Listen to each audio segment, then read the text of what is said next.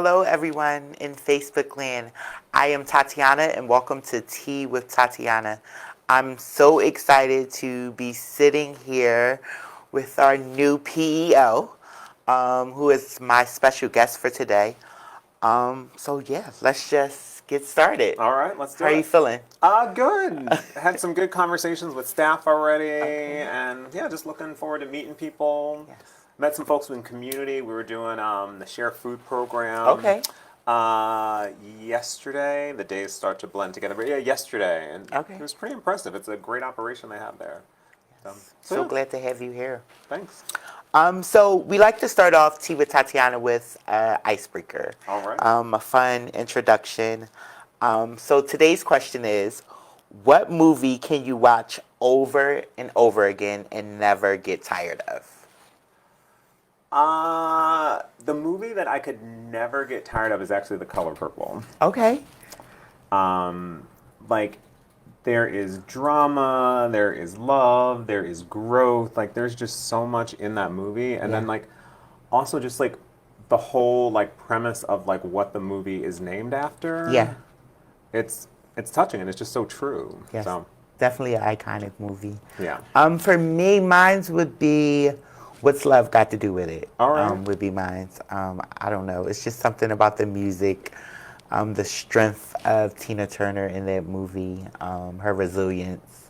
So yeah, that would be mine. Nice. So the next part of the show is one that I like.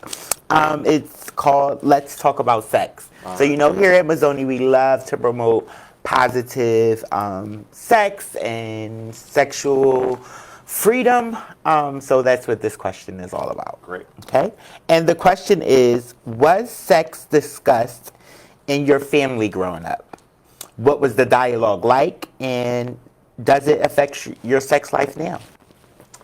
I was raised Muslim growing up.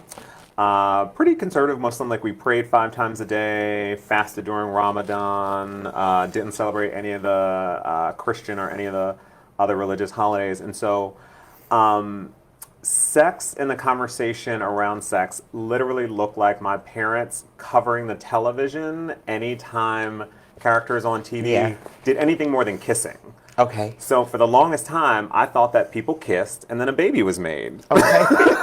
Yes. So when I actually found out that one person had to insert themselves into another person to make a baby, or that's one of the ways, I was like, that's not for me. I'm not interested in Right. it. No. Now I'm running all around town trying to make babies. We did not talk about it. Right. At all. And so, like, I really had to, like, get a community, like, as I grew up and became, like, a queer adult to, teach me about those different things. So, yeah, it has definitely influenced it, because it was just, and even if it was discussed, like, there's no way we would ever be talking about anything other than, like, heterosex in that household. Right. Like, everything was conservative in terms of, like, all of the different types of ways that you can be as a person. And so I had to learn all of that kind of, like, on my own. Do you think that kind of contributes to some of the stigma around, like, HIV and STIs and things like that, us not talking about sex early on? I do, and I think it also contributes to a lot of shame around it when it comes to STIs. And I have been really privileged and fortunate to have a career where, like, I know that if I talk about it, like, I'm not going to get fired from my job, or have a support network or a family network in my, like, family now where, like, I can talk about it publicly. So I am very, very public about it. Like, I got ocular syphilis a few years ago, and I was so shocked. Like, there was an op-ed in the newspaper about ocular syphilis, because I think we have to talk about it without shame. Like, it happens. Yeah. Yeah, I think that's very interesting how we don't talk about sex, and especially within the Black community. I probably didn't know what sex was until, like, searching on my own. Like, it was nothing that we talked about. I grew up in a religious home too. We couldn't watch certain shows. It was considered the devil, certain programming. So, yeah, that's interesting. Yep. Thank you for being so open and talking about it. Yeah. All right. So this is the part where we get into questions that I think everybody wants to know. Yeah. So, who are you? Who are you? So I am Sultan Shakir. I'm a black queer person, raised Muslim that still definitely has some influence on me in terms of spirituality. I am an artist. I studied music for the longest time. Art was what really got me to see different people and different perspectives, and the fact that you can come into a picture and not be like the picture expects you to be, and like Yeah. that's actually great. Yeah. That's really great. I am someone who loves teams and community. Really thinking about like leaving my last job and moving out of where I was. I've just cried so much Yeah. because I love my community so much, but I also Yeah. know that I'll get to reconnect with my Philly community because this is where I'm from. Really looking forward to reconnecting with my family on a closer level and deeper level who are still here in Philadelphia, and just meeting some of the amazing people who are doing really great things here in Philly. Awesome. So you say you're from Philly? So did you build community when you were here, or like it was more of a thing once you moved out of Philly? So different communities, and I think a lot of people build different communities as like they themselves change Yeah. over the course of time. And so when I was younger, a lot of it was my family, my friends in middle school and high school, my Muslim community. And then as an adult, like I was back doing some work here in Philadelphia. I met the man who is now my husband while I was working here in Philadelphia. Okay, awesome. Some years ago. And so, yeah, I definitely have a Philly community that has been a part of my life as I've like grown up here in Philadelphia and outside of Philly. Okay, awesome. What would you like everyone to know about your previous role before coming to Mazzoni? So my previous role was with an organization. It's called SMILE. It stands for Supporting and Mentoring Youth Advocates and Leaders, and it is a great organization that works with youth who are 6 to 24 who identify as queer, trans, or even questioning. Like some of the youth come to our program and identify as straight, and then they identify as questioning, and then they identify as one of the other many different identities out there. And like our take in that organization is like, cool, like whoever you are is fine. And we do a lot of different work to empower people and to remove different barriers, whether that barrier is housing. Because if you were, trying to, become employed, it's obviously really hard to do that if you don't have a stable place to stay, or you're worried about, going to a shelter and having your stuff stolen. We do a lot of cultural competency in the community because we really want to make sure that SMILE is a affirming space, but we also recognize the fact that people need to live in affirming spaces outside of the community organizations that they're working with. Yeah. And a great part about my job is I got to do a lot of the community-based work. Like I was on the Police Reform Commission because of that work, and we were really looking at how to reduce the district's reliance on people with guns and handcuffs who are trained to see everyone as a threat. Yeah. And reduce that reliance and really increase the reliance on people who know the community and can see and interact with the community from a place of love, from a place of trauma-informed care. Yes. And healing. And so it was really great to do some of that work. And then some of the coalition-based work. We did a lot to look at what are some of the gaps in the community and how can we as organizations work together to fill those gaps. Yes. So in the last budget, we got $5 million from the district for a wide range of programs. One was for returning citizens, so people who were formerly incarcerated, who were trans-identified, because it's really hard to get a job if you're trans, which I'd love to talk about because a lot of people blame it on the trans individual, not on the system that discriminates against the trans individual. But if you are also formerly incarcerated, like all that stigma just makes it so hard for somebody to re-enter society. And so we got funding for a program like that, for a job training program for trans and gender nonconforming young people, and then expanded that to adults. And that's because we saw that even in a really progressive place like DC, almost half the employers preferred cis candidates over trans or gender nonconforming candidates.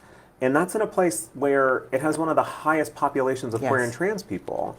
And so we were looking at it, we're like, we can do all the training in the world for people, But if the place that they walk into is just going to take them and spit them back out, then like, Yes. what's the point? So how do we change the like landscape that people are existing in, not just say you need more skills, like, Yeah. because you can't train someone to deal with a hostile work environment over and over and over. No one should have to deal with that. And so we really looked as a community about like what are the different gaps that we as community organizations can work together to fill, and really launch some exciting new programming together. Sounds great. Sounds great. So our youth program here is kind of non-existent right now, just because of funding and things like that. Will youth program be a priority for you here? So, good question. I would say the answer to the question in general about like what my priorities would be in terms of programming is like that is largely up to the community. That is largely up to the staff. Like I even said in the interviews with the staff and the board and the community that interviewed me that like I don't think it's my job to walk in and say this is what needs to happen at the Mazzoni Center. Because there are people who know that. Like, Yeah. there are people who are living every day saying, this is what I need from the Mazzoni Center. My job as the president and executive officer is to come in and figure out what does it take for the Mazzoni Center to really live up to Yes. what the staff and the community see as the vision for the Mazzoni Center. And so I love youth programming. There's a lot of other programming that I love. And so I don't want to say today that youth programming is going to be one of those priorities because I think I need to listen to so many other people Yes. before saying here are going to be the priorities for the Mazzoni Center moving forward. Yes. Thank you. Appreciate that. Why this role? So I have spent the last 7 years of my career and like years before that working to build an organization and seeing the potential in the organization. And the one thing, like even amongst all the drama that has happened with Mazzoni Center leadership that I've seen about the Mazzoni Center is that the care is excellent, Yes. that the organization is critical, not only because it provides critical services, but there are a lot of places where the Mazzoni Center is the only organization providing those services. Yes. And so I just think there's so much potential for us as a community, as a staff, working with the board to just open the door to the Mazzoni Center, supporting so many more people. Yeah. That's amazing. I want you to talk a little bit about your experience growing up in Philadelphia. How was Sure. that? So it was great and challenging at the same time. Like, I don't think you grow up as a Black, queer, Muslim and not have a lot of challenges. But, like, I grew up in North Philadelphia. I would just take the subway right on down to the neighborhood and hang out. I remember my dad calling one day. I don't know if I called him to check in because I feel like that's when payphones were. But and he asked where I was, and I told him. He goes, "Isn't that where the gay people hang out?" And I was like, "Do they?" I was like, "Gay people Is where?" that weird? Like I would always just like come down and like hang out and like meet cool people. I also like really got into the arts. Like I was Okay. fortunate that with the step parents, 3 of my 4 parents were school teachers, and so they were really great at helping me navigate through a lot of the challenges that people face in terms of like getting access to in-school programs or after-school programs. So I had a really, really great arts background or arts education when I was in school. So I played in the jazz band and played in some like really awesome like back alley jazz bars before I was Okay. old enough to be in a jazz bar. Got to play for the mayor at the time, got to travel Okay. internationally for the first time through the arts. And so the arts really, for me, like were just such an outlet to just express myself and to meet people and to meet people who were different than the, the different pictures that I was told I had to be in order to be okay as a person.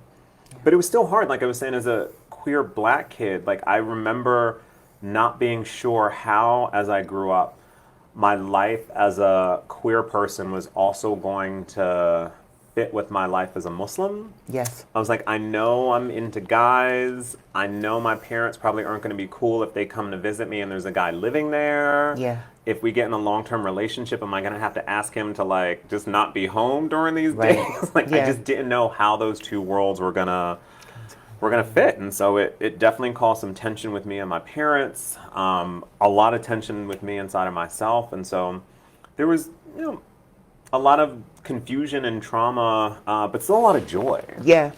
Like my family loved the hell out of me. They just, were going on a journey when it came to who I was as a person, just like I was going on a journey. So that's interesting that you mentioned joy and all of that. I think sometimes coming out stories are always, we concentrate on the bad parts, but not so much of, my parents loved me. It was some joy in that. So thank you for sharing that.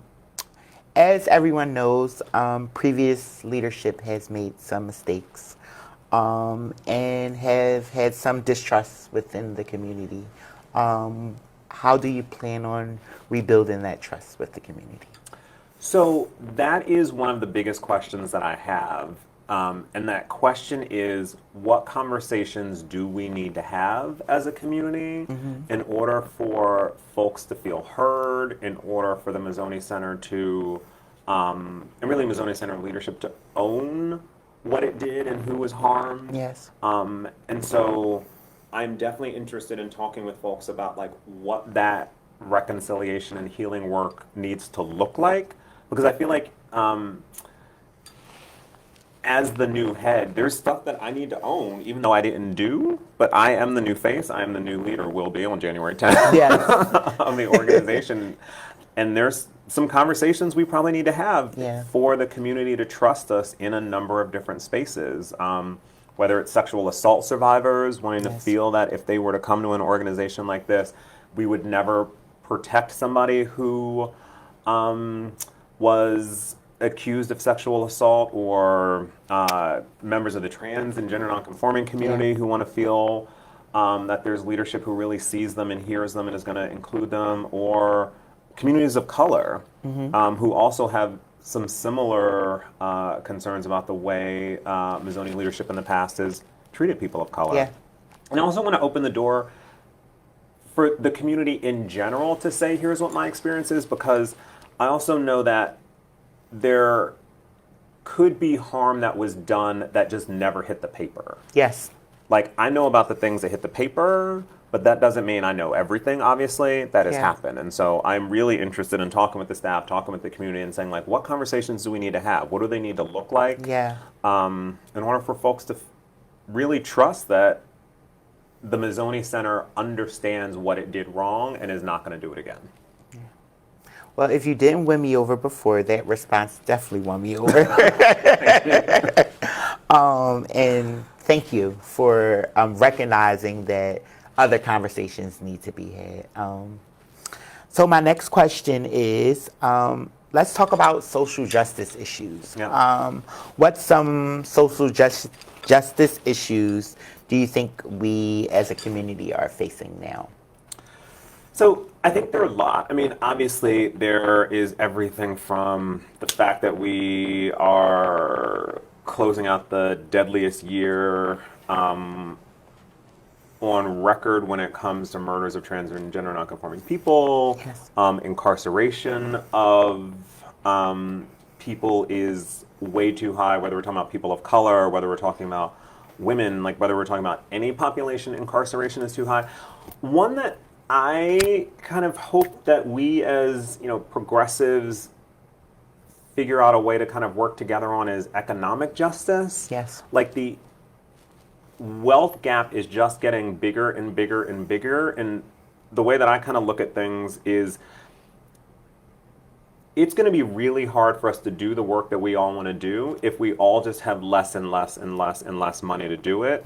And few people start having more and more and more and more of the dollars and the resources. And so when we're talking about all these different issues, whether it's racial issues, gender identity issues, a lot of it comes down to the organization's ability to financially support it. Granted, there are other issues, but that's one of them. And I think we've got to tackle the way that wealth is distributed in this country on a massive level if we're ever really going to be able to provide the services and support that we want to, and also stop some of the problems from happening in the first place. Because one of the things that I love about nonprofits is they help people with real challenges. But I think we need to look at how do we stop people from having these challenges in the first place.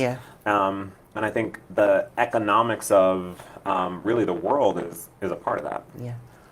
That brings me to the next question. How as an agency can we address or bring light to some of these issues?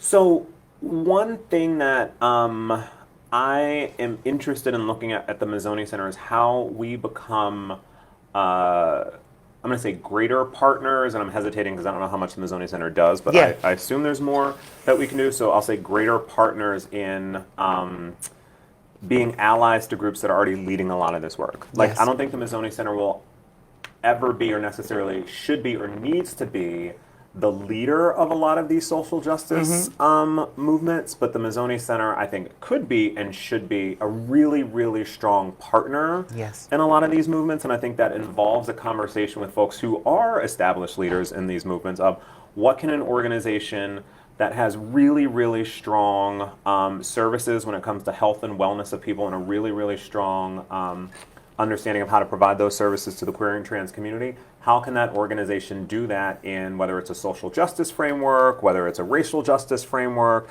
How can the organization do that in a way that really provides genuine partnership to organizations that are experts in other areas? Yeah. I asked that question because it's always been interesting to me. One of our programs was Sisterly Love, and our whole premise for that program was social justice issues for trans women. And I thought it was very interesting how Mazzoni had a group or support group about social justice issues. So I just wanted to get your views on that. Yeah. And thank you. You're welcome. What will the next couple of months look like for you and Mazzoni?